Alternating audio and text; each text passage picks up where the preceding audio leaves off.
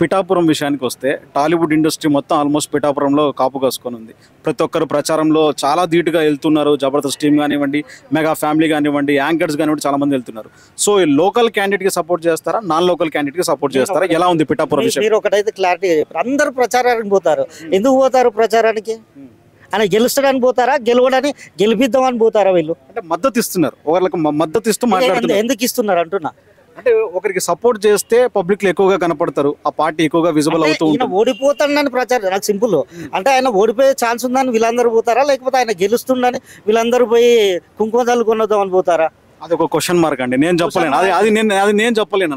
అది మీ పబ్లిక్, మీ క్వశ్చన్ కి ఆన్సర్ మీరు చెప్పాలి. సింపుల్ ఆన్సర్ ఏంటంటే ఆయనకు డిపాజిట్ వచ్చే పరిస్థితి కనపడట్లేడా. వీళ్ళన్న పోతే 4 ఓట్లు వస్తాయి అనుకుంటారు, కానీ వీళ్ళని చూస్తే ఎట్లా అనుకుంటారు అంటే సంక్రాంతి ముందు హరిదాసులు గంగిరెద్దు ఆడించేటోళ్ళు వస్తారు. వచ్చినప్పుడు జనాలంతా, ఊరు జనాలంతా వాళ్ళని చూడ్డానికి వస్తూ ఉంటారు. ఇంకా వాళ్ళు చేసే గారెళ్ళు అన్ని చూడ్డానికి వస్తారు.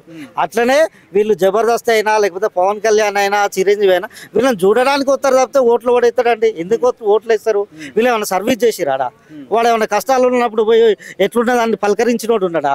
ఈ జబర్దస్త్ టీం అయినా, లేకపోతే పవన్ కళ్యాణ్ అయినా, లేకపోతే ఈ చిరంజీవి అయినా, వీళ్ళేంది ఓట్లను అనుకోవడానికి పోతారు తప్పితే వాళ్ళని బాధలు ఉన్నప్పుడు పట్టించుకున్నది వంగ గీత గారు. ఆడ వంగ గీత గారికి ఓటేస్తారు, కానీ వీళ్ళకెందుకు ఓటేస్తారు?